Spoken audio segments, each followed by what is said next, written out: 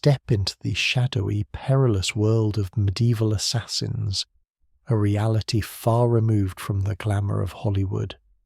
These elusive figures slipped through castle corridors and moonlit alleys, shaping history with silent blades and whispered secrets.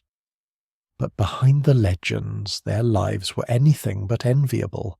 Before we settle in, if you appreciate these deep dives into history, consider liking and subscribing. I'd love to hear where you're watching from and what time it is for you. It's always intriguing to see our global community come together. So, dim the lights, maybe turn on a fan for that gentle background hum, and let's embark on tonight's. In the chill of a moonless night, a figure moved through the winding alleys of a medieval town, his footsteps muffled by the mud and refuse that lined the cobblestones. His name was Thomas, though few cared to remember it. Once, he had been a farmer's son, his hands calloused from honest work, his dreams simple and bright. But the world had chewed him up and spat him out, leaving him with nothing but a battered cloak and a rusty dagger. Thomas was not a hero, nor even a villain. He was a shadow, a desperate man forced into the grim role of an assassin. The town itself was a tapestry of hardship. The castle loomed above, its stone walls cold and unyielding, a symbol of power that Thomas could never touch. The market square, once lively with merchants and laughter, now echoed with the cries of beggars and the clatter of armoured boots. Hunger gnawed at the bellies of the poor, and disease crept through the streets like a silent thief. In such a place, hope was a luxury few could afford. Thomas had not chosen this life. Circumstance had driven him here, step by reluctant step. His father's land had been seized by a greedy baron, his family scattered by debt and misfortune. He had tried honest work, labouring in the fields, hauling stones for the masons. But the coin was never enough, and the overseer's whips left scars deeper than hunger. When a stranger in a hooded cloak offered him silver to solve a problem, Thomas hesitated only a moment. Desperation makes quick decisions. His first job was clumsy, a lesson in terror and regret. The target was a corrupt tax collector, hated by all but protected by a pair of burly guards. Thomas spent 3 nights watching the man's house, learning the patterns of the guards, the creak of the door, the flicker of candlelight in the window. On the 4th night he crept inside, heart pounding, dagger slick with sweat. The kill was messy, more panic than skill, and Thomas fled into the darkness, haunted by the memory of the man's eyes. There was no glory in the deed, no celebration. The client paid him half the promised silver, then vanished. Thomas learned quickly, trust no one, expect betrayal, and keep moving. He changed his name, his clothes, his manner of speech. Each job chipped away at his soul, leaving him colder, harder, more alone. The townsfolk whispered about the mysterious deaths, inventing legends of hooded killers and cursed blades. Thomas heard their stories as he sat in the corner of a smoky tavern, nursing a mug of bitter ale. He was invisible, a ghost among the living. No one saw the fear in his eyes, the tremor in his hands. No one cared. As the years passed, Thomas became adept at survival. He learned to blend in, to listen more than speak, to vanish before suspicion could take root. He scavenged for weapons, daggers, ropes, vials of crude poison, anything that might give him an edge. He slept in abandoned barns, ate what he could steal, and trusted only the silence of the night. Yet, for all his cunning, Thomas knew he was expendable. The nobles who hired him saw him as a tool, a disposable means to an end. The guards hunted him, the townsfolk feared him, and the church condemned him. He was utterly alone, a footnote in the annals of history, destined to die as he had lived, in the shadows. But on this night, as Thomas crept through the alley, a new job awaited, a name whispered in the dark, a purse of silver promised. He steeled himself, knowing the risks, feeling the weight of every choice that had led him here. In the world of medieval assassins, there was no redemption, only survival. And so, Thomas moved forward, one silent step at a time, into the heart of danger, where only the desperate dared to tread. Thomas's footsteps echoed softly as he left the alley behind, the weight of his latest contract pressing on his mind. The silver coins in his pouch felt heavier than usual, not because of their value, but because of what they represented. A life taken, a debt paid, and the ever-present risk of discovery. He had survived another night, but survival in his world was never guaranteed. Each job was a lesson, and each lesson was paid for in blood and fear. He remembered his first kill, the panic and the mess, and how little he truly knew. There had been no mentor to guide him, no secret society to offer wisdom or training. Thomas had learned the hard way, by making mistakes and narrowly escaping death. The streets were his classroom, and failure meant more than a poor grade. It meant a shallow grave in an unmarked field. His hands bore the scars of his education, a jagged line across his palm from a broken window, a burn from a candle knocked over in haste, bruises from a fall off a slippery rooftop. Each wound told a story, a reminder that skill was not inherited but earned through pain and persistence. Thomas had watched others try and fail, their bodies found in gutters or never found at all. He had survived because he was cautious, because he listened to the whispers in the dark and trusted his instincts. There were no manuals for his trade. The closest thing to guidance came from watching thieves and cut-purses ply their craft in the crowded market. Thomas learned to move quietly, to blend into the background, to avoid eye contact and suspicion. He practiced climbing walls and slipping through windows, his heart racing with every success and pounding with every near miss. The city itself became his teacher, its labyrinthine streets and hidden passages offering both refuge and danger. Poison was another lesson, one taught with bitter consequences. Thomas had tried his hand at mixing herbs and powders, hoping for a quick and silent kill. But the results were unpredictable. Sometimes the target merely grew dizzy, sometimes the wrong person fell ill, and once Thomas himself spent a night writhing in agony after tasting the wrong cup. There was no medieval poison control, only trial and error and the constant threat of exposure. He learned to trust no one. The few who offered advice did so with ulterior motives, and alliances were fleeting. Other assassins were rare, and those he met were either too paranoid to share their secrets or too reckless to survive long. Thomas kept his own counsel, relying on observation and experience rather than the promises of strangers. Escape was an art in itself. After each job, Thomas mapped out routes through the city, memorizing shortcuts and hiding places.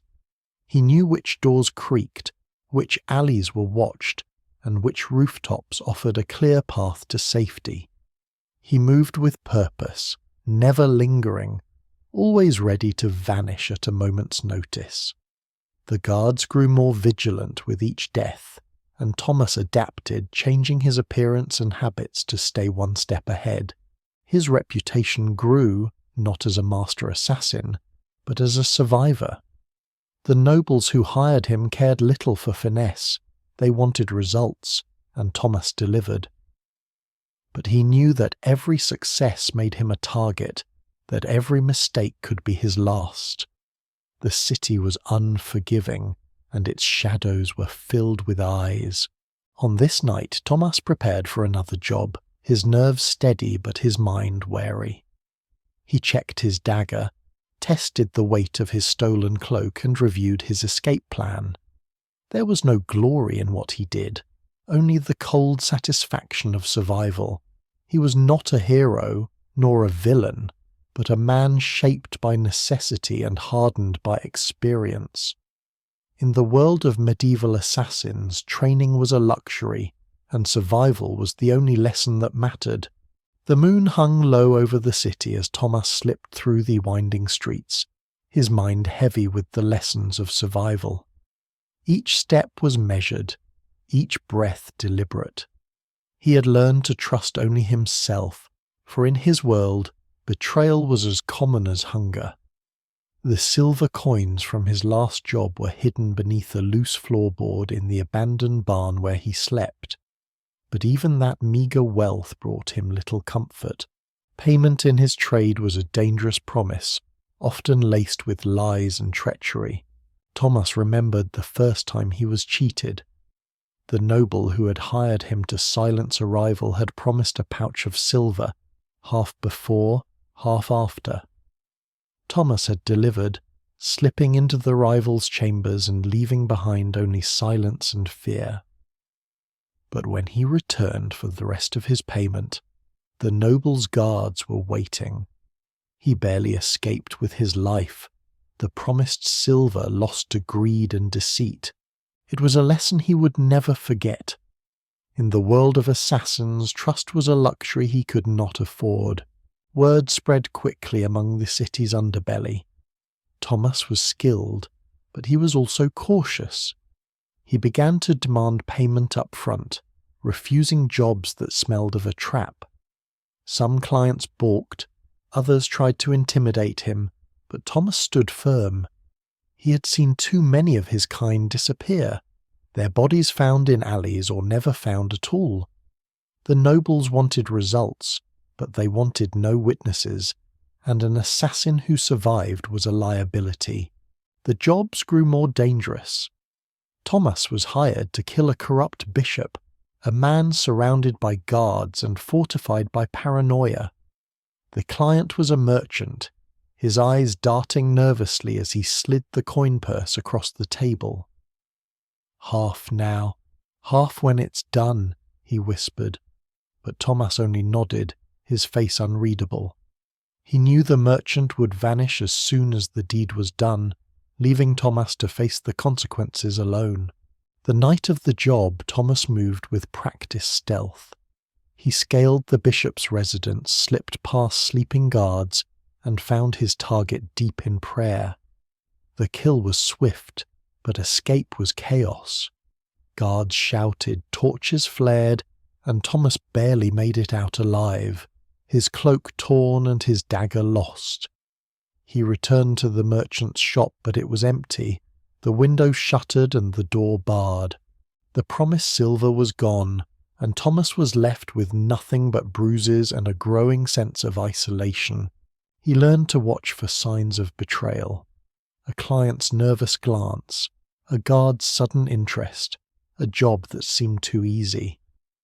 He began to leave false trails, spreading rumors of his own death, changing his appearance and voice. The city's nobles grew wary, hiring outsiders or turning to poison instead of blades. Thomas became a ghost, his name whispered but never spoken aloud. Yet for all his caution, Thomas could not escape the cycle of lies. Each job brought new risks, new enemies, and new scars. The silver he earned was spent quickly, traded for food, shelter, and the tools of his grim trade. He trusted no one, not even the beggars who watched him from the shadows. The city itself seemed to conspire against him, its walls closing in, its alleys growing darker. One night, as Thomas sat in the corner of a tavern, a stranger approached. A woman with sharp eyes and a voice like silk. She offered him a job, the payment generous, the details vague. Thomas hesitated, sensing danger, but desperation gnawed at him. He accepted, knowing that in his world every choice was a gamble, every promise a potential betrayal. As he prepared for the job, Thomas felt the weight of his life pressing down. He was an assassin, but more than that, he was a survivor. Payment was never certain, trust was always fleeting, and betrayal lurked behind every coin purse. But in the shadows of the medieval city, survival was the only currency that mattered, and Thomas was determined to endure no matter the cost. The city's darkness was Thomas's only true companion, and as the years passed, he became intimately familiar with the tools of his trade. Gone were the days of reckless improvisation. Now every job was a careful dance between necessity and survival. The weapons he carried were not the elegant blades of legend, but whatever he could scrounge, steal, or barter for in the shadowy corners of the city. His favourite dagger was a battered thing, its edge chipped and its hilt wrapped in old cloth to muffle the sound. It had once belonged to a city guard, lost in a drunken brawl and found by Thomas in the mud behind a tavern. He kept it sharp, cleaning it with oil when he could afford it, and hiding it in the folds of his cloak. Sometimes he carried a length of rope, frayed but strong enough to silence a sentry or climb a wall. On rare occasions he managed to acquire a garrote, a thin wire deadly in skilled hands, though Thomas knew he was no master. Poison was a tool he approached with caution. The city's apothecaries were wary of strangers, and the ingredients were expensive and unpredictable. Thomas learned to mix simple concoctions from herbs and roots, but the results were never guaranteed. Sometimes the poison worked quickly, sometimes not at all, and once it nearly killed him when a careless merchant swapped the vials. He preferred the certainty of steel, but in his world, options were a luxury. Fantasy had no place in Thomas's life. There were no smoke bombs, no hidden blades springing from his wrists, no enchanted cloaks that rendered him invisible. His gear was whatever he could hide beneath his clothes without drawing attention. A small pouch of caltrops, stolen from a blacksmith, helped slow pursuers. A flask of oil tucked into his boot could be spilled to create a slippery escape. Every item had a purpose, and every purpose was survival. The city itself was a weapon, its alleys and rooftops offering escape routes and hiding places.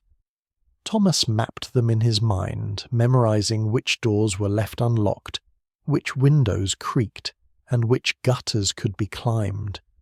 He moved through the night like a shadow, blending into crowds, vanishing into doorways and slipping past guards who never saw him coming. One evening, Thomas was hired to eliminate a merchant who had angered the wrong noble. The job was simple, but the merchant was cautious, surrounded by bodyguards and locked doors. Thomas watched for days, noting the patterns of the guards, the merchant's habits, and the weaknesses in his defences. When the moment came, Thomas used a stolen dagger and a length of rope, slipping through a window and striking with silent precision. The merchant never saw him, and the guards found only an empty room and a broken lock. Afterward, Thomas melted into the city, his tools hidden and his face forgotten. He traded the merchant's ring for food and oil, repaired his dagger, and replaced the rope. Each job left him more resourceful, more careful, and more alone. The nobles who hired him cared nothing for his methods, only the results. The city's guards grew more vigilant, but Thomas adapted, changing his routes and disguises, always staying one step ahead. He knew that his tools were not what made him dangerous. It was his ability to survive, to improvise, and to disappear. In the world of medieval assassins, weapons were whatever you could carry, and skill was measured by how long you lasted. Thomas had lasted longer than most, but he knew that every job could be his last. The city was unforgiving, and its shadows held no mercy. As Thomas prepared for another night, he checked his gear, sharpened his dagger, and reviewed his escape plan. There was no glory in his work, only the cold satisfaction of survival. He was not a legend, nor a master, but a man shaped by necessity and hardened by experience. In the darkness of medieval Europe, Thomas moved forward, one silent step at a time, armed with whatever the world had left him, and determined to endure no matter the cost. The city's heartbeat quickened as rumours spread of a new contract, one that would test Thomas's skills and nerve like never before. This time, the target was not a merchant or a corrupt official, but a baron, one of the city's most powerful men, surrounded by layers of protection and paranoia. The baron's estate was a fortress, its stone walls rising high above the slums, guarded day and night by men loyal to gold and fear. Thomas knew the risks, but the promise of a heavy purse and whispered threats left him little choice. He spent days watching the estate from the shadows, mapping the routines of the guards and the servants. The baron rarely left his chambers, preferring the safety of thick walls and locked doors. When he did venture out, it was with a retinue of armoured men, their eyes sharp and hands never far from their swords. The moat surrounding the estate was deep and cold, crossed only by a single drawbridge that was raised at dusk and lowered at dawn. Thomas studied every detail, searching for weaknesses, knowing that a single mistake would mean death. The city buzzed with gossip about the baron's enemies. Some said he had angered the church, others whispered of debts owed to foreign merchants. Thomas paid little attention to the rumours. His focus was on the patterns, the changing of the guard, the delivery of supplies, the movements of the servants. He learned which windows were left open for air, which doors creaked in the night, and which guards were prone to sleep or drink. Each observation was a piece of the puzzle, a step closer to the heart of the fortress. The baron himself was a man of excess, his chambers filled with gold and silk, his table laden with food and wine. He trusted no one, not even his own family, and his paranoia had bred a culture of suspicion among his staff. Servants whispered in corners, guards watched each other as much as the gates, and every visitor was scrutinized. Thomas knew that blending in would be impossible. He would have to rely on stealth and timing, slipping through the cracks in the baron's defences. On the night of the job, Thomas moved with calculated precision. He dressed as a servant, carrying a basket of bread and cheese, his dagger hidden beneath a cloth. He timed his approach to coincide with the changing of the guard, slipping through a side door left ajar by a careless cook. Inside, the estate was a space of corridors and staircases, each turn guarded by men with sharp eyes and sharper blades. Thomas kept to the shadows, his heart pounding as he navigated the labyrinth. He reached the baron's chambers just as the man was settling in for the night. The door was locked, but Thomas had stolen a key from a drunken servant days before. He slipped inside, moving silently across the thick carpet, his dagger poised. The baron looked up, eyes wide with terror, but Thomas was quick. The deed was done in moments, silent and efficient. He wiped his blade, took a ring from the baron's finger as proof, and slipped out the way he had come. Escape was chaos. The alarm was raised, guards shouted, and torches flared in the darkness. Thomas moved quickly, retracing his steps, dodging patrols and slipping through hidden passages. He reached the moat just as the drawbridge began to rise, leaping across and vanishing into the night. The city was alive with rumours by morning, but Thomas was gone, his face forgotten, his name never spoken. The job had been dangerous, the risks immense, but Thomas had survived. He traded the Baron's ring for coin, repaired his gear, and disappeared into the city's shadows once more. The nobles who hired him cared only for results, and the guards grew ever more vigilant. But Thomas adapted, learning from each job, growing more resourceful and cautious. In the world of medieval assassins, every target was a challenge, every job a test of skill and nerve. Thomas endured, moving forward one silent step at a time, always searching for the next weakness, the next opportunity, the next chance to survive. The city's shadows were Thomas's refuge, but even the darkness could not always hide him. After the Baron's assassination, the guards doubled their patrols, and suspicion fell on every stranger and servant. Thomas knew he could not rely on stealth alone. He needed to become invisible in plain sight. Disguise was now his greatest weapon, and blending in became an art he practiced with desperate precision. He began by studying the city's people, the way they walked, spoke, and dressed. The market was a tapestry of faces, bakers with flour-dusted aprons, monks in threadbare robes, merchants in faded finery. Thomas watched them all, noting the details that marked their station and trade. He scavenged clothing from abandoned homes and forgotten alleyways, assembling a wardrobe of rags and robes that could transform him from beggar to priest in moments. His first true test came when a new contract arrived, slipped beneath his door with a purse of coins and a single name.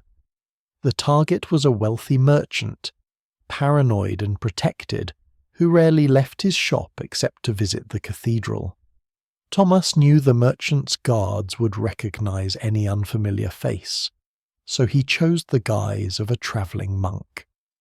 He borrowed a robe from a monastery's laundry, stained it with wine and dirt, and fashioned a crude rosary from bits of wood and string.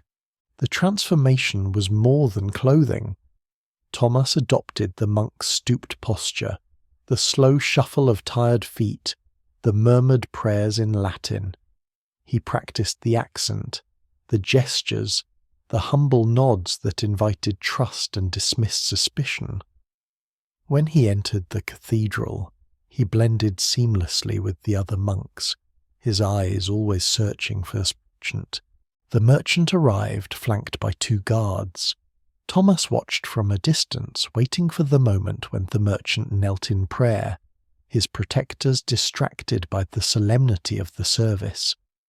Moving quietly, Thomas slipped into the pew behind him, whispering a prayer as he reached for his dagger.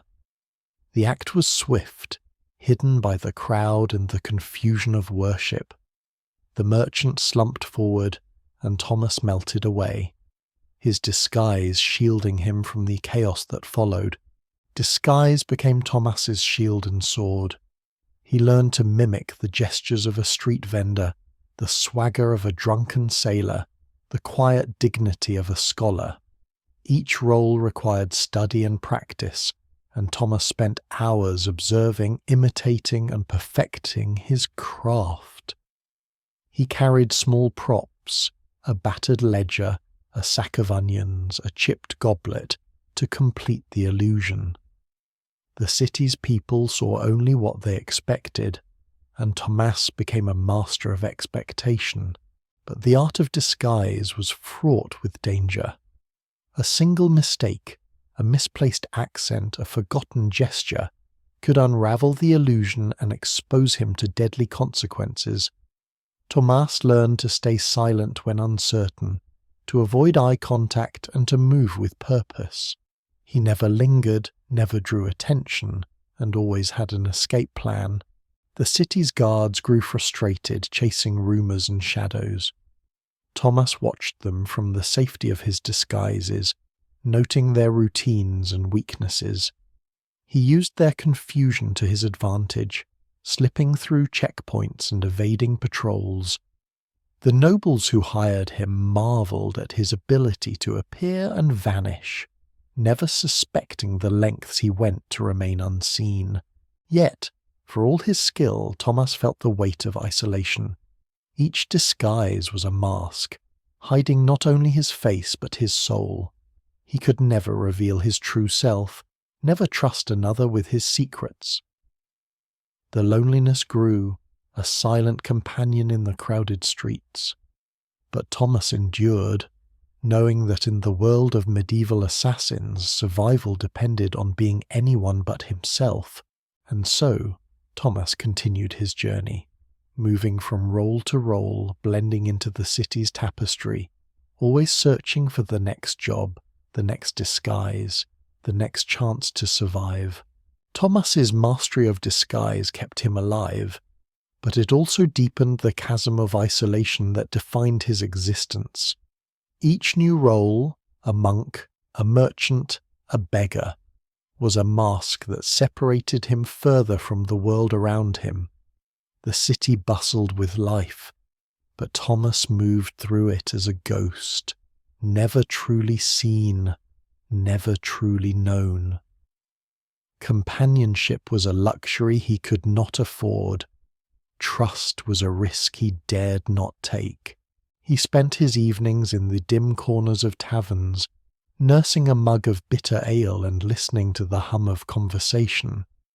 The laughter and camaraderie of the patrons were a distant echo, a reminder of a life he had lost.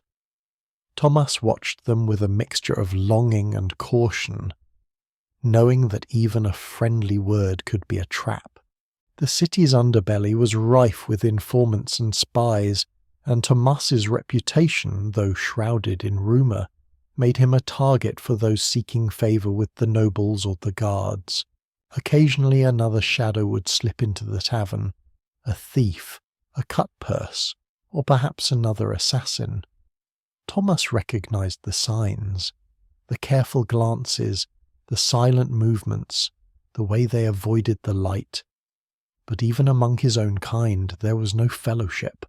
The risks were too great, the stakes too high. A careless word could mean betrayal, and alliances were as fleeting as the coins exchanged for a night's shelter. Loneliness became Thomas's constant companion. He found solace in routine, in the quiet rituals of preparation and escape. Each job was a solitary endeavour, planned and executed without aid or counsel. He trusted only his instincts, honed by years of survival. The city's labyrinthine streets offered refuge, but also reinforced his isolation. He slept in abandoned barns, empty cellars, and forgotten attics, always alone, always alert. The weight of solitude pressed on him most in the quiet hours before dawn.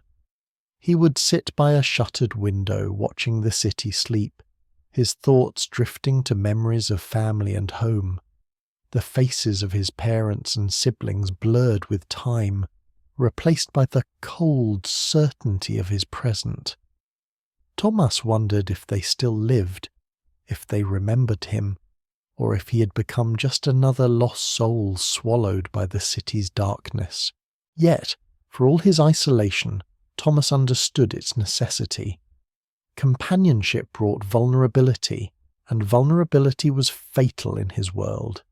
He had seen others falter, assassins who trusted too easily, thieves who confided in the wrong ear. Their stories ended in betrayal, their bodies left as warnings in the alleys. Thomas steeled himself against such weakness, embracing solitude as both shield and sword. Still, the ache of loneliness lingered. It coloured his dreams, haunted his waking moments, and shaped the man he had become. Thomas moved through the city as a shadow, unseen and untouched, his heart guarded by layers of caution and regret. He was a survivor, but survival came at a cost measured not in silver or scars, but in the quiet emptiness that filled his days. As another contract arrived, Thomas prepared once more, his routine unchanged, his resolve unwavering. He sharpened his dagger, checked his disguise, and mapped his escape. The city's noise faded into the background, replaced by the steady rhythm of his own heartbeat. Alone, he stepped into the night, ready to face whatever dangers awaited, knowing that in the world of medieval assassins, solitude was the price of survival, and Thomas was willing to pay it, one silent step at a time. Failure was a spectre that haunted Thomas with every step he took. The city's alleys, once familiar and comforting, now seemed to close in around him, their shadows thick with the threat of discovery. He had survived countless jobs, each one a test of skill and nerve, but he knew that one mistake could unravel everything. In the world of medieval assassins, failure was not just a setback, it was a death sentence, delivered swiftly and without mercy. The latest contract was different. The target was a minor noble, a man known for his cruelty and cunning. Thomas had watched him for days, learning his routines, mapping his defences.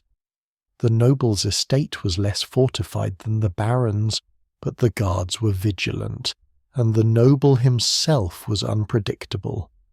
Thomas planned carefully, choosing a night when the household would be distracted by a feast. He disguised himself as a servant, slipping into the kitchens and waiting for his moment. But something went wrong. A guard recognized Thomas's face from a previous job, his eyes narrowing in suspicion. Thomas tried to blend in, but the guard's questions grew sharper, his tone more threatening. Panic surged through Thomas as he realized his cover was slipping. He made a desperate move, darting down a corridor toward the noble's chambers, but the alarm was raised. Shouts echoed through the halls, and Thomas found himself cornered, his escape routes blocked. The guards seized him, their grip iron tight. Thomas fought, but he was outnumbered and exhausted. They dragged him through the estate past jeering servants and furious nobles. The noble himself appeared, his face twisted in triumph. "So this is the infamous Shadow," he sneered, ordering Thomas to be thrown into the dungeon. The dungeon was a place of nightmares, cold, damp, and reeking of rot. Thomas was chained to the wall, his wounds left untreated, his fate uncertain. Days passed in darkness, broken only by the taunts of guards and the distant sounds of celebration. Thomas knew what awaited him, a public execution designed to send a message to anyone who dared challenge the noble's authority. As he languished in the cell, Thomas reflected on the choices that had led him here. He remembered the lessons of survival, the importance of caution and preparation. He cursed his own carelessness, the moment of panic that had betrayed him. Failure was not just the loss of a job, it was the loss of everything he had fought to protect. But even in the depths of despair, Thomas's instincts refused to die. He listened to the guards' conversations, noting their routines and weaknesses. He found a loose stone in the wall, a rusted nail in the floor. Slowly, painfully, he began to work at his chains, using every ounce of strength and cunning he possessed. The night before his execution, Thomas made his move. He slipped the chains, silenced a sleeping guard, and crept through the dungeon's twisting passages. The estate was in chaos. the noble distracted by a drunken revel. Thomas moved like a shadow, avoiding patrols and slipping through hidden doors. He reached the outer wall, scaled it with bleeding hands, and vanished into the night. Failure had nearly claimed him, but Thomas survived, scarred, humbled, and more cautious than ever. The city's whispers grew louder, tales of the assassin who escaped death spreading through the taverns and markets. Thomas knew he could never return to his old routines. The noble's wrath would follow him wherever he went, but he endured, adapting once more, learning from his mistakes and vowing never to let failure catch him again. In the world of medieval assassins there were no second chances. Thomas had been given one by luck and grit, and he would not waste it. He moved forward, more careful and solitary than ever, knowing that every job could be his last, and that survival was the only victory worth fighting for. Thomas's escape from the noble's dungeon was a narrow victory, but it left him battered and hunted. The city's shadows, once a comfort, now felt like a maze of threats. He knew the noble's wrath would not fade. Every guard, every informant, every suspicious glance in the market could spell his end. Yet survival was Thomas's only creed, and he clung to it with the tenacity of a man who had nothing left to lose. He moved with caution, changing his appearance daily. Sometimes a beggar, sometimes a merchant, sometimes a hooded figure lost in prayer. The city's labyrinthine streets became his sanctuary and his prison. Thomas mapped new escape routes, memorizing every alley, rooftop, and hidden passage. He avoided familiar taverns and safe houses, knowing they might be watched. Each night he slept in a different place, a hayloft, a cellar, a crumbling tower on the city's edge. The next contract came unexpectedly, slipped into his hand by a street urchin who vanished before Thomas could ask questions. The note was simple, a name, a location, and a promise of gold. The target was a bishop, infamous for his greed and cruelty, protected by layers of guards and the sanctity of the church. Thomas hesitated. He knew the risks of striking such a high-profile figure, but desperation and the lure of gold pushed him forward. He spent days watching the bishop's residence, noting the routines of the guards and the habits of the servants. The bishop was cautious, rarely venturing outside and always surrounded by loyal men. Thomas planned meticulously, choosing a festival night when the city would be distracted by music and revelry. He disguised himself as a penitent, joining the throngs of worshippers who crowded the cathedral. Inside, the air was thick with incense and whispered prayers.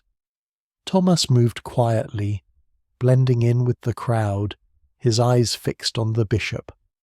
When the moment came, he slipped through a side door, navigating the maze of corridors to the bishop's private chambers. The guards were distracted by the festivities, and Thomas's disguise shielded him from suspicion. The kill was swift, a dagger in the dark, a silent struggle, and the bishop's lifeless body slumped over his desk. Thomas took his signet ring as proof, wiped his blade, and retraced his steps. But escape was never simple. The alarm was raised, and shouts echoed through the cathedral. Thomas moved quickly, dodging guards and slipping through hidden passages. He reached the rooftops, leaping from tile to tile, his heart pounding as arrows whistled past. He vanished into the night, the city's chaos fading behind him. The signet ring was traded for gold, enough to buy food, new clothes, and a few days of safety. But Thomas knew he could never rest. The bishop's death sent shockwaves through the city, and the hunt for the assassin intensified. Thomas changed his name again, adopting a new persona and disappearing into the city's underbelly. Each successful job brought new dangers. Clients vanished, sometimes turning on Thomas to cover their tracks. Guards grew more vigilant, and the city's whispers grew louder. Thomas trusted no one, relying only on his wits and the escape routes he had memorized. He became a legend, a ghost who struck in the night and vanished before dawn. Yet, for all his cunning, Thomas felt the weight of his choices. Survival was a lonely victory, and each escape left him more isolated.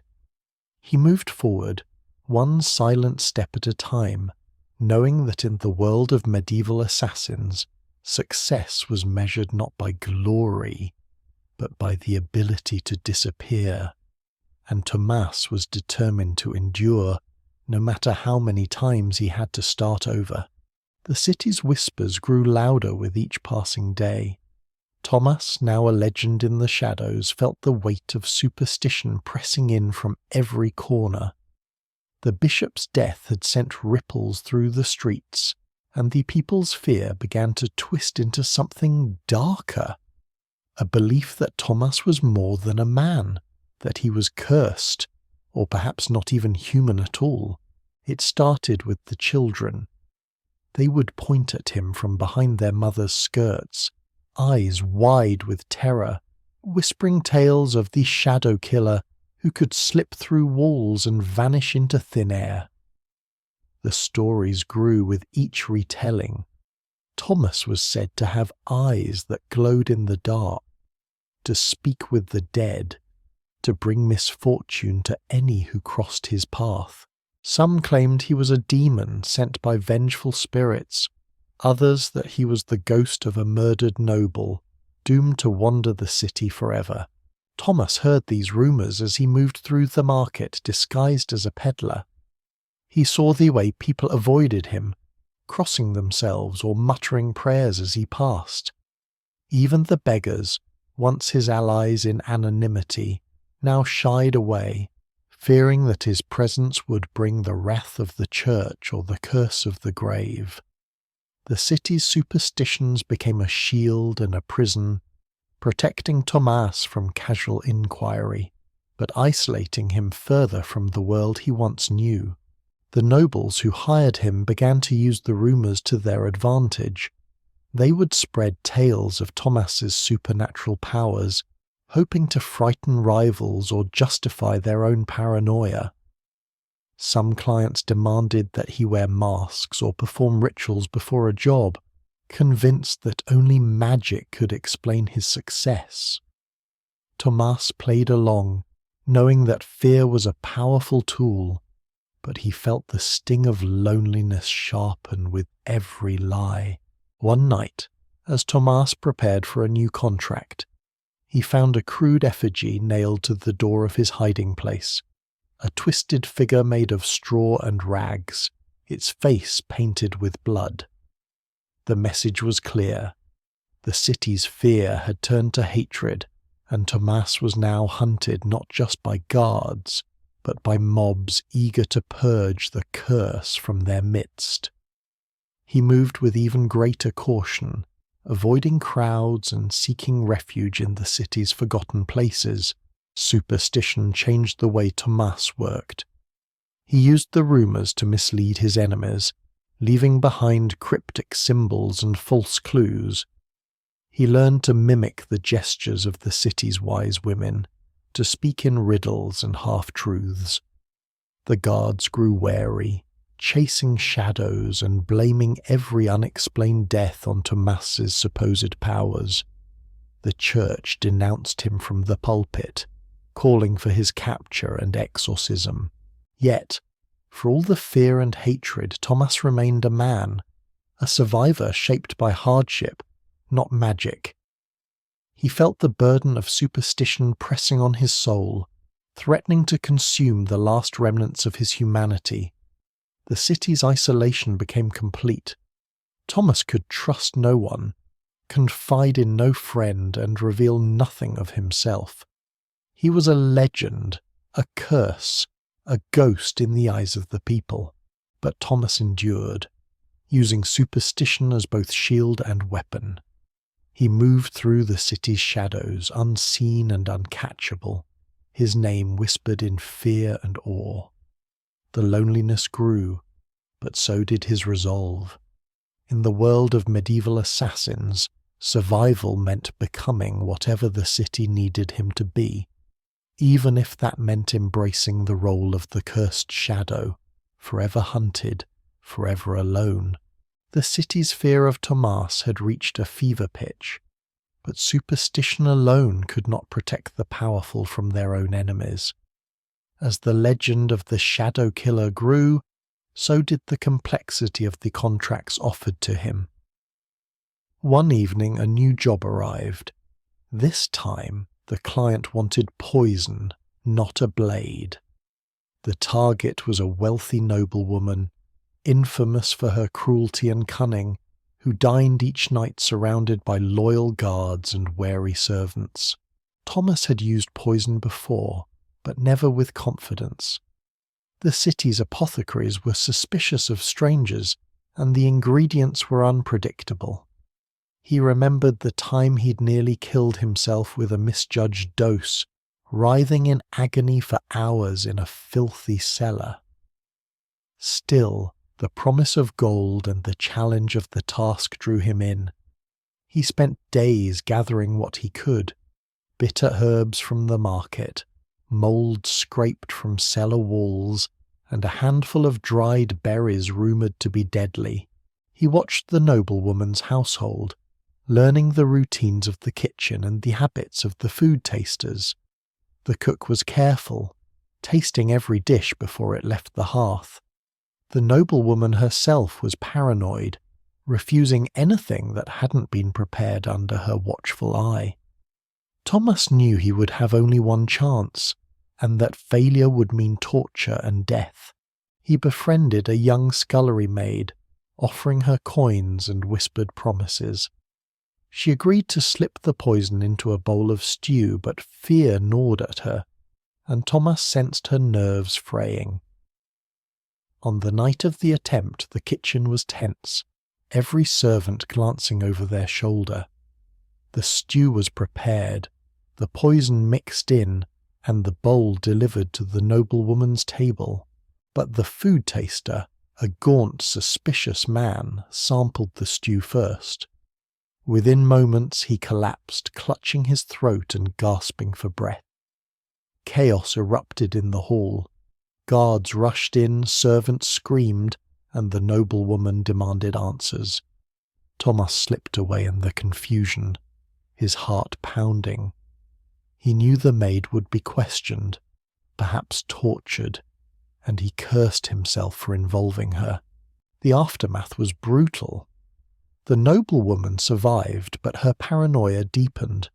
She replaced her staff, hired new guards, and demanded that every meal be prepared by priests and tasted by 3 different servants.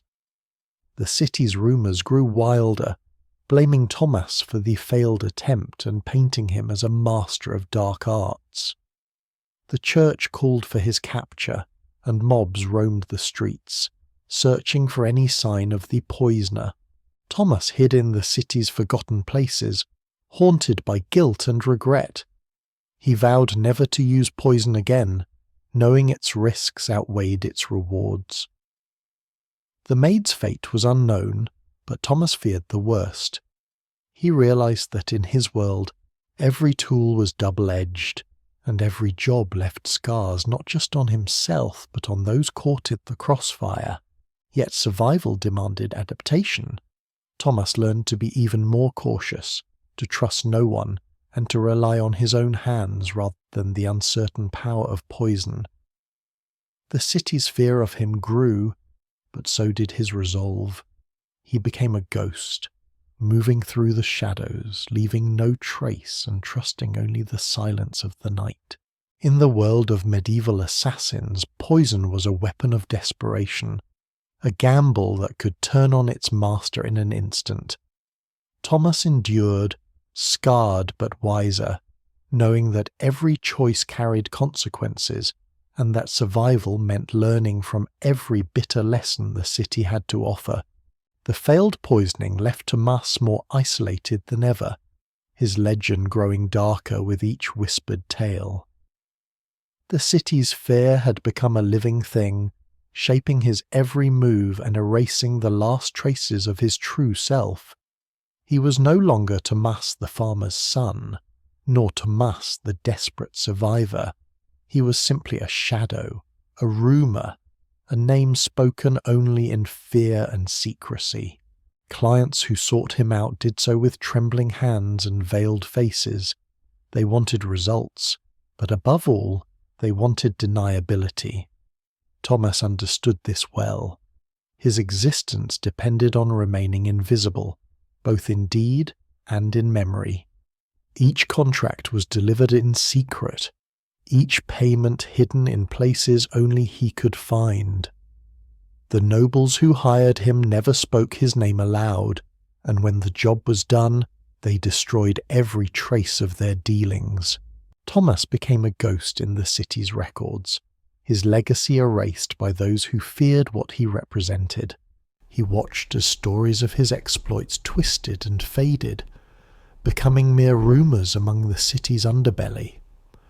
Some said he had died years ago, others claimed he had fled to distant lands. A few believed he was still out there, waiting for the right moment to strike again. Thomas encouraged these tales, spreading false leads and planting evidence of his own death. He changed his appearance constantly, adopting new names and disguises, vanishing from places just as suspicion began to grow. The city's chroniclers, tasked with recording its history, found only fragments of his existence. A mention in a merchant's ledger, a note in a guard's report, a whisper in a priest's confession. None of it added up to a true story. Thomas's life became a puzzle with missing pieces, a legend that could never be proven or disproven. Even those who had seen him up close doubted their own memories, convinced by fear and superstition that he was something more than human. For Thomas, anonymity was both a curse and a shield. He longed for recognition, for some proof that his struggles had meant something. But he knew that fame would bring only death, that the city's powerful would destroy him to protect their own secrets. He accepted his fate, embracing the role of the forgotten assassin, the loose end that no one dared to tie up. His only legacy was the silence he left behind. The nobles who hired him slept uneasily, haunted by the knowledge that their secrets were safe only as long as Thomas remained unknown. The guards who hunted him grew weary, chasing shadows and rumours that led nowhere. The city itself became complicit in his erasure, its walls and alleys swallowing every trace of his passage. Yet Thomas endured. He moved through the city like a wraith, unseen and unremembered, his name fading with each passing year. He found solace in the anonymity, knowing that survival depended on being forgotten. The world of medieval assassins offered no honour, no recognition, only the cold comfort of obscurity. As he prepared for another job, Thomas reflected on the life he had chosen, or rather, the life that had chosen him. He was a legend without a story, a shadow without a name, and in the end that was enough. For in the darkness of medieval Europe, the greatest weapon was not the dagger or the poison, but the ability to disappear, leaving behind only silence and fear. Years passed, and Thomas's legend faded into the city's tapestry of secrets and shadows. He had become a master of anonymity, his name erased from memory, his deeds attributed to ghosts and curses. Yet, as the seasons turned and the city changed, Thomas felt the slow, relentless creep of age and paranoia. Retirement, if such a thing existed for men like him, was not a peaceful end but a new chapter of uncertainty and fear. Thomas had grown cautious to the point of obsession. He changed his lodgings nightly, never sleeping in the same place twice. His disguises became more elaborate, his routines more unpredictable. He avoided old haunts, burned bridges with former contacts, and trusted no one, not even the beggars who once helped him vanish into the crowd. The city's underbelly was filled with new faces, and Thomas watched them all with suspicion, knowing that any could be a spy or a rival sent to finish what the nobles had started. He tried to imagine a life beyond the shadows. Sometimes, in the quiet hours before dawn, he would dream of a cottage in the countryside, far from the city's noise and danger. But the dream always ended the same way, with a knock at the door, a flash of steel, and the cold certainty that his past could never be escaped. Thomas knew too much, had seen too much, and had left too many enemies behind. Retirement was not a reward but a sentence, a life spent looking over his shoulder. The paranoia grew with each passing year. Thomas saw threats in every shadow, betrayal in every glance. He stopped speaking to strangers, avoided crowds, and carried multiple weapons at all times. He learned to read the signs of pursuit, the sudden silence in a tavern, the lingering gaze of a merchant, the subtle shift in a guard's patrol. He trusted only his instincts, honed by decades of survival and loss. Occasionally, Thomas would hear rumours of other assassins who had tried to retire. Their stories were always the same, a brief period of peace, followed by a violent end. Some were hunted by former clients, others betrayed by old allies. A few simply vanished, their bodies never found, their names forgotten. Thomas took these tales as warnings, reminders that his world offered no escape, only the illusion of safety. He became a ghost within a ghost, moving through the city's forgotten places, leaving no trace and making no connections. The loneliness was profound, deeper than any wound or scar. Thomas missed the sound of laughter, the comfort of friendship, the warmth of trust. But he knew that these things were dangerous, that vulnerability was a luxury he could not afford. One winter night, Thomas found himself in a crumbling chapel on the city's edge, seeking shelter from the cold.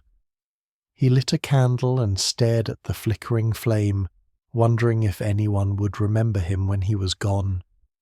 The city's legends would persist, but the man behind them would fade into silence, his story lost to time and fear. Yet, even in his isolation, Thomas endured. He adapted, survived, and remained unseen. Retirement was not peace, but vigilance, a life spent in the shadows, haunted by the ghosts of his own making. In the world of medieval assassins there was no rest, no redemption, only the endless struggle to remain one step ahead of the past. And so Thomas continued moving through the city's darkness, a relic of a forgotten war, determined to survive as long as the shadows would have him. The years had carved Thomas into a living shadow, but far from the city's twisting alleys and silent chapels, another story was unfolding, a tale of power, prophecy, and serpents. In the distant kingdom of Macedon, Olympias, mother of Alexander the Great, was shaping her own legend. Her life was a tapestry of ritual and ambition, woven with threads of fear and reverence. Olympias was born Myrtle, daughter of a minor king, but destiny marked her for greatness. From childhood, she was steeped in the mysteries of the cult of Dionysus, learning the secrets of prophecy and the language of omens. Her affinity for serpents became her symbol. She kept them as companions, letting them coil around her arms during sacred rites. The people whispered that she could speak to them, that her blood was touched by the gods. Her marriage to Philip II of Macedon was a union of power and uncertainty. The wedding was overshadowed by omens, a thunderstorm, a snake slithering across the bridal bed, and a priest's warning that the union would change the fate of empires. Olympias embraced these signs, believing herself chosen to bear a son who would conquer the world. Court life was a battlefield of intrigue and rivalry. Olympias faced enemies at every turn, most notably Cleopatra Eurydice, Philip's new wife, whose beauty and ambition threatened Olympias's position. The palace was filled with spies and schemers, each vying for influence over the king and his heirs. Olympias wielded prophecy as her weapon, using dreams and rituals to sway Philip's decisions and protect her son, Alexander. When Philip was assassinated, some said by Olympias's own design, Alexander ascended to the throne. Olympias became the power behind the crown, guiding her son with letters and omens as he marched across Asia. She maintained her influence through alliances with priests and generals, ensuring that Alexander's enemies were eliminated before they could threaten his rule. But Olympias's power was not without cost. She was feared as much as she was revered, her reputation growing darker with each act of vengeance. When Alexander died, Olympias fought to protect his bloodline, allying with Roxana, Alexander's widow, and defending young Alexander IV from rival claimants. Her enemies multiplied, and the kingdom descended into chaos. Olympias returned to Macedon, seizing control in a storm of violence. She ordered the execution of those who had opposed her, including Cleopatra Eurydice and her supporters. The city trembled at her wrath, and her enemies fled or hid behind walls. But Olympias's reign was brief. Cassander, a rival general, besieged her in the palace, cutting off supplies and waiting for her strength to fail. In her final days, Olympias endured isolation and betrayal. Her allies deserted her, and the people she had ruled with fear turned against her. Cassander offered her a chance to live if she surrendered, but Olympias refused, choosing death over submission. She was executed by a mob, her body left unburied as a warning to those who would challenge the new order. Olympias's legacy was complex, a queen who wielded prophecy and fear, shaping the destiny of empires from the shadows. Her story echoed through the halls of Macedon, a reminder that power was both a gift and a curse. In the end, Olympias was remembered not for her kindness or wisdom, but for her ruthless vision and the serpents that marked her as a force beyond mortal reckoning. As Thomas moved through the shadows of his own world, he might have understood Olympias's fate. Both were shaped by fear and isolation, both wielded power from the darkness, and both were ultimately consumed by the legends they created. In the tapestry of history, their stories were threads woven side by side, each a testament to the price of survival in a world ruled by shadows. Olympias's death sent shockwaves through Macedon, but her legacy lingered in the palace halls and the hearts of those who had witnessed her ruthless ambition.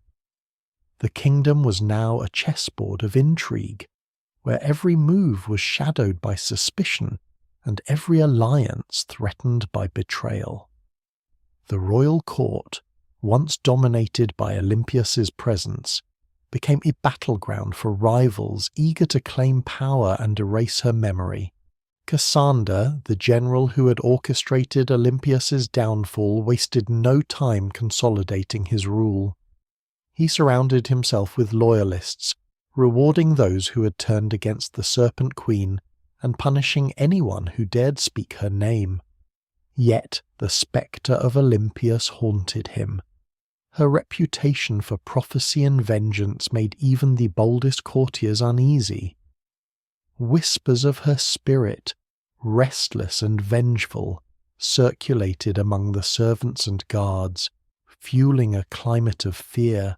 Cleopatra Eurydice, once Olympias's greatest rival, had met her own tragic end, but her supporters remained.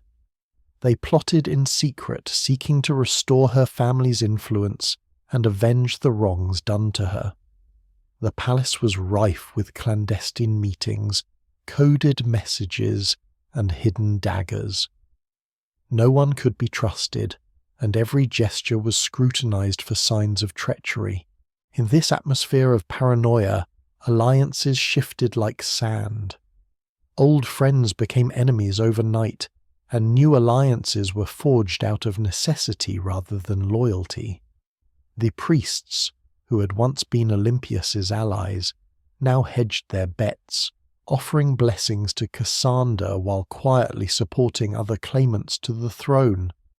The generals, wary of Cassander's growing power, began to plot their own ascents, each hoping to carve out a piece of the fractured kingdom. Amidst the chaos, Roxana and young Alexander IV remained prisoners in the palace, their fate uncertain. Roxana, wise to the dangers of court life, played her own game of survival, feigning submission while seeking allies among the servants and lesser nobles. She remembered Olympias's lessons. Trust no one, use every advantage, and never reveal your true intentions. The boy, heir to Alexander the Great, was a symbol of hope for some and a threat to others. His presence kept the court in a constant state of tension, as every faction weighed the risks and rewards of supporting or eliminating him. The palace itself became a character in the unfolding drama. Its corridors echoed with secrets, its chambers concealed plots, and its gardens hosted whispered conversations beneath the moonlight. The walls seemed to remember Olympias's reign, and her enemies felt her gaze in every shadow. Cassander, despite his power, found sleep elusive, haunted by dreams of serpents and prophecy. Outside the palace, the people of Macedon suffered under the weight of uncertainty. Taxes rose, soldiers patrolled the streets, and rumours of rebellion spread. The common folk remembered Olympias with a mixture of fear and awe, uncertain whether her death had brought peace or merely paved the way for new tyrants. Through it all, the spirit of intrigue that Olympias had mastered lived on. Her rivals, her allies, and her enemies continued the dance she had begun, each seeking to outmaneuver the others and claim the throne. The lessons of prophecy, manipulation, and ruthless ambition remained, shaping the destiny of Macedon long after Olympias's body had been laid to rest. In the end, the royal court was a reflection of Olympias herself, brilliant, dangerous, and forever haunted by the shadows of its own making. The story of her rivalry with Cleopatra Eurydice and the web of intrigue she spun would echo through history, a testament to the power and peril of those who dared to rule from the shadows. The palace intrigue that followed Olympias's death left Macedon fractured, but her influence lingered, especially in the life of her son, Alexander the Great. Even as Cassander tightened his grip on the throne and Roxana fought for her son's survival, the memory of Olympias's cunning and ambition shaped the choices of those who remained. Alexander's rise had been fueled by her guidance, and even in death, her shadow stretched across the kingdom. Alexander's ascent to power was not merely the result of military genius, it was the product of Olympias's relentless maneuvering. From his earliest days, she had filled his mind with stories of heroes and gods, convincing him that his destiny was to rule the world. Her letters, sent across continents as he campaigned in Asia, were filled with omens and advice, urging him to trust in prophecy and divine favour. Alexander, ever aware of his mother's expectations, carried her words like armour, using them to justify his boldest decisions. As he conquered Persia and marched into Egypt, Alexander relied on Olympias's network of priests and spies. She sent him news of unrest at home, warnings of betrayal, and encouragement to press onward. Her influence was felt in every victory, every alliance, and every act of vengeance against those who threatened his rule. Olympias's reputation for ruthlessness kept his enemies at bay, and her mastery of court politics ensured that his throne remained secure, even as he ventured farther from Macedon. But Olympias's power was not without limits. As Alexander's empire grew, so did the ambitions of his generals and the resentment of those left behind. She fought to maintain her position, forging alliances with Roxana and other key figures, but the web of intrigue she had spun began to unravel. Rivals whispered that Olympias's prophecies were mere superstition, and her enemies plotted to undermine her authority. When Alexander died unexpectedly in Babylon, the kingdom plunged into chaos. Olympias, now the guardian of his legacy, faced new threats from every direction. She protected Alexander IV, her grandson, from assassination attempts and political schemes, using every ounce of her cunning to keep him alive. Roxana too relied on Olympias's wisdom, navigating the treacherous waters of succession and betrayal. The generals who had served Alexander now turned on each other, each seeking to claim a piece of the shattered empire. Olympias's letters, once a source of strength, became desperate pleas for loyalty and support. She watched as old allies became enemies, and the kingdom she had helped build began to crumble. In her final years, Olympias remained a formidable force, feared and respected by all. She orchestrated the downfall of rival claimants, exacted vengeance on those who had wronged her family, and maintained her grip on power through sheer will.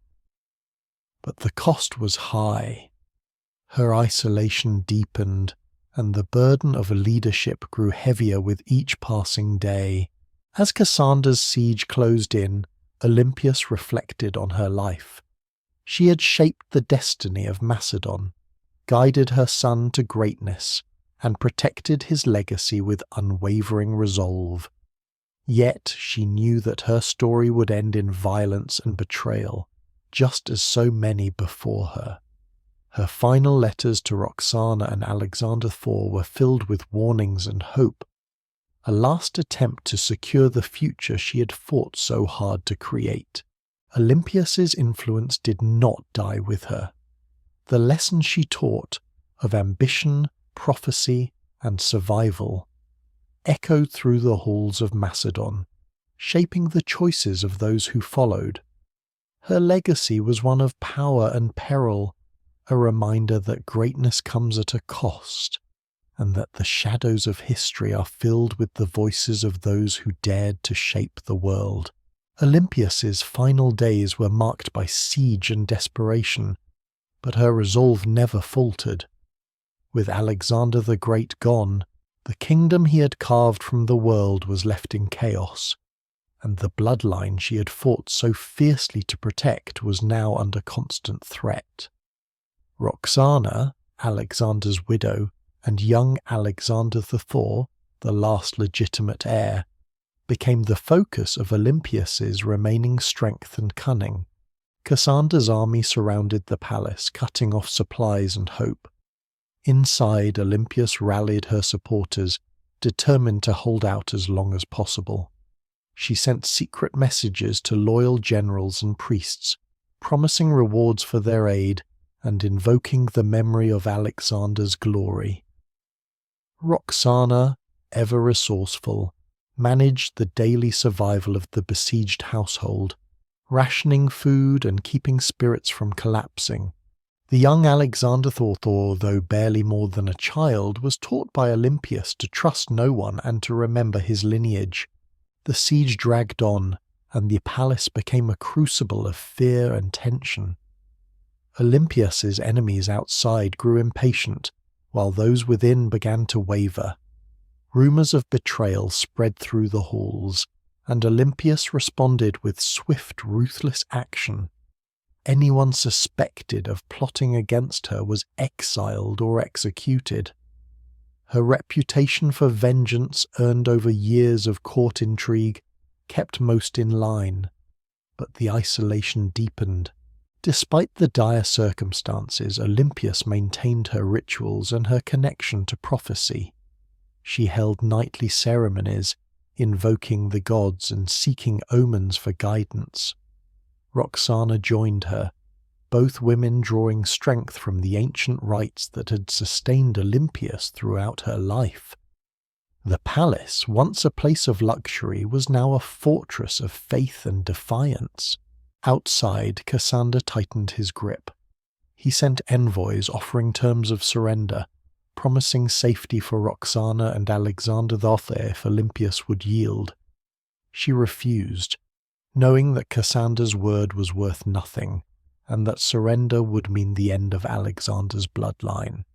The envoys returned with threats, and the siege became harsher. Food ran out, disease crept in, and hope dwindled. Olympias's allies began to desert her, slipping away in the night or switching sides to save themselves. The city, once loyal to Alexander, now watched in silence, unwilling to risk Cassander's wrath. Olympias, undaunted, prepared for the inevitable. She wrote letters to distant friends, urging them to remember Alexander's legacy and to protect his son if they could.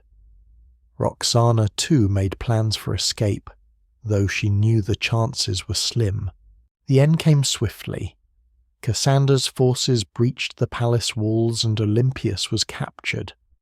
Roxana and Alexander IV were taken into custody, their fate left to Cassander's mercy. Olympias was brought before her enemies, who demanded retribution for years of fear and bloodshed. She faced them with dignity, refusing to beg or bargain. Her execution was brutal, carried out by those who had once trembled at her power. With Olympias gone, the last defenders of Alexander's bloodline were left vulnerable. Roxana and Alexander IV lived under constant threat, their lives controlled by Cassander and his allies. The kingdom mourned the passing of an era, and the legend of Olympias became both a warning and an inspiration, a tale of a woman who defied fate, wielded prophecy, and fought to the end for her family. Her legacy endured in whispers and memories, shaping the choices of those who came after. Olympias's story was one of courage and ruthlessness, of faith and survival. In the world of ancient Macedon, her name would never be forgotten, even as her bloodline faded into history. The fall of Olympias marked the end of an era, but the struggle for power in Macedon was far from over. Cassander, now master of the kingdom, sought to erase every trace of Alexander's bloodline and the legacy of those who had defied him. The palace, once alive with the rituals and ambitions of Olympias, became a fortress of suspicion and fear. Roxana and young Alexander IV, the last remnants of the royal family, were kept under constant guard, their lives hanging by a thread. Cassander's rule was harsh and calculating. He purged the court of anyone loyal to Olympias, replacing them with his own men.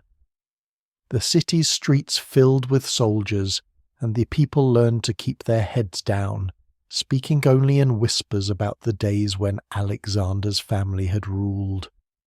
Cassander's enemies were hunted relentlessly, and those who had once supported Olympias found themselves exiled, imprisoned, or executed. Inside the palace, Roxana lived in a state of perpetual anxiety. She remembered Olympias's lessons: never trust, always watch, and use every advantage. She tried to shield Alexander IV from the worst of their captivity, telling him stories of his father's greatness and his grandmother's courage. But the boy grew quiet and withdrawn, sensing the danger that surrounded them. Roxana wrote secret letters to distant allies, hoping for rescue, but Cassandra's spies intercepted most of them, and hope faded with each passing month. Cassandra, meanwhile, faced his own challenges. The kingdom was restless, and rumours of rebellion spread through the countryside.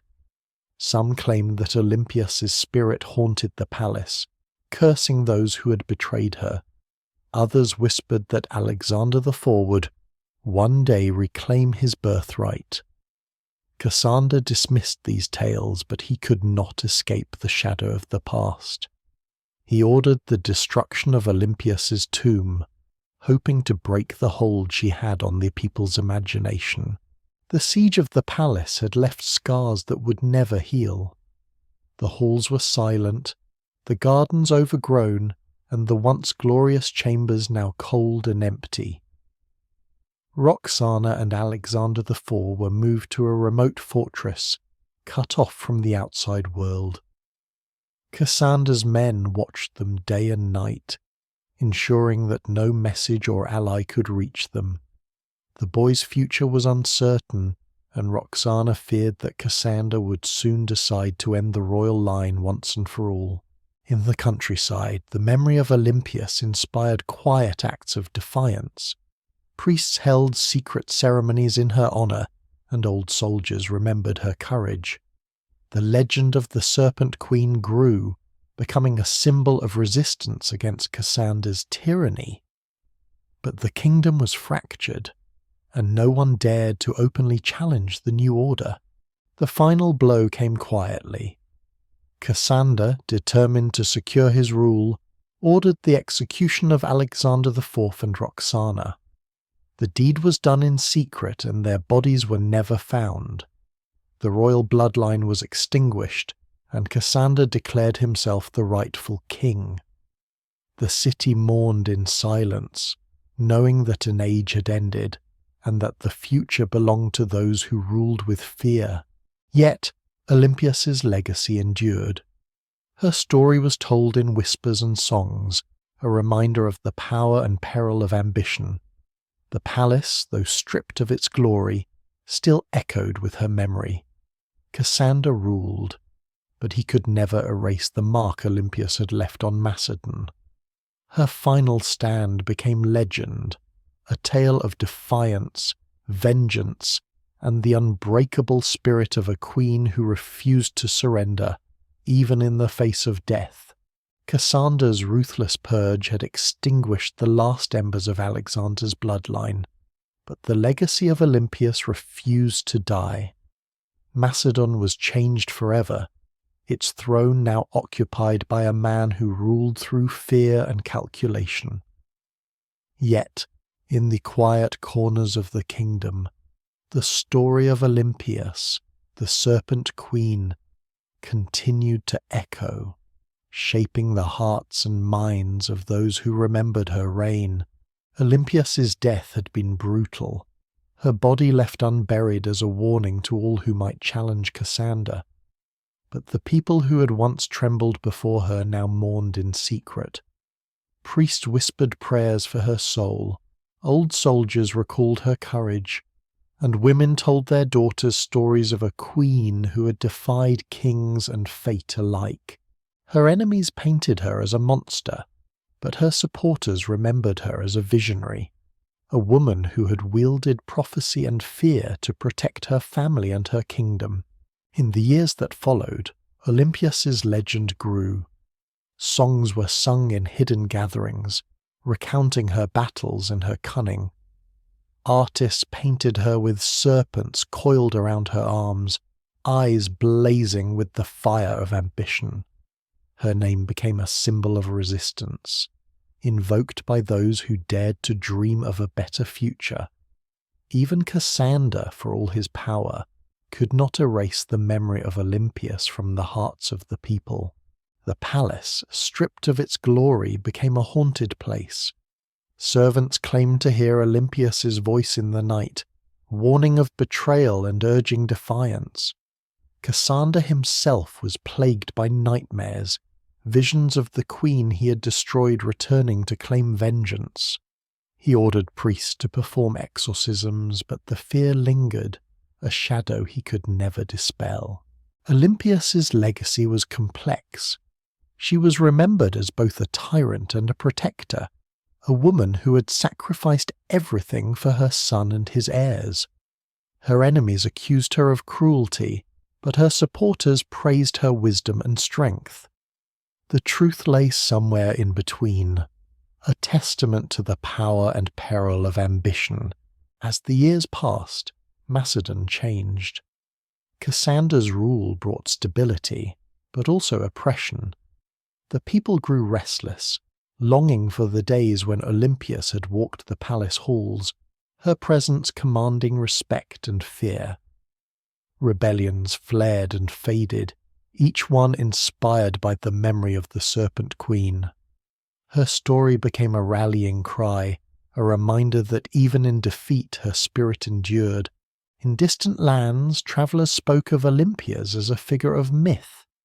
Her connection to prophecy and the gods was exaggerated, her deeds transformed into legend.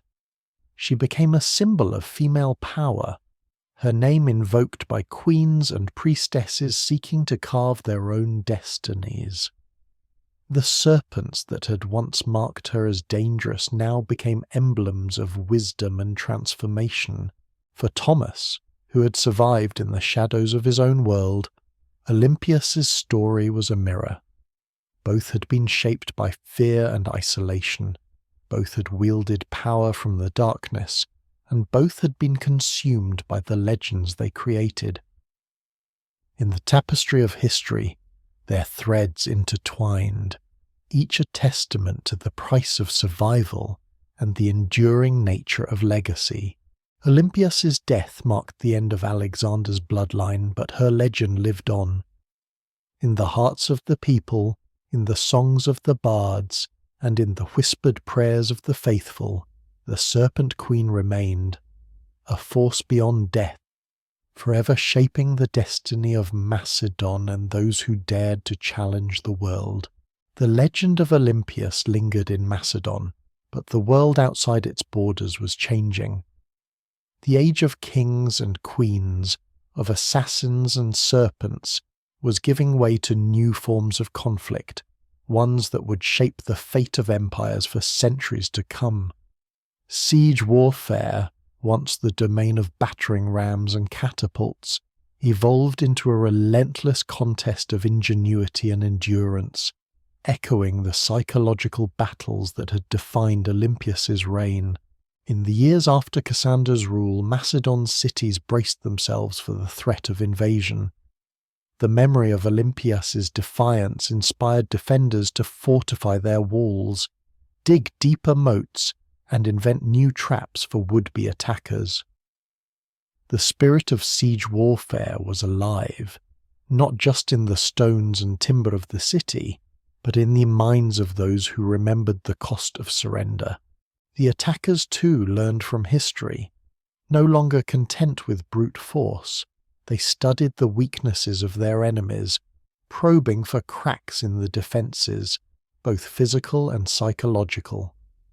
Trebuchets hurled stones and fire over the walls, but it was the slow grind of starvation and fear that broke the will of the besieged. Spies infiltrated the city, spreading rumours and sowing discord, turning neighbour against neighbour. The defenders, isolated and desperate, clung to hope as supplies dwindled and disease crept through the ranks. Inside the walls, the siege became a test of character. Leaders emerged, rallying the people with stories of Olympias and Alexander, urging them to endure.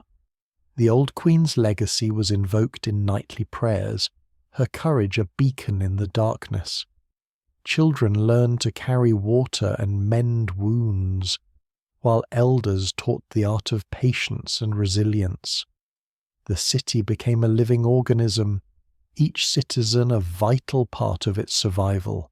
Outside, the attackers grew restless.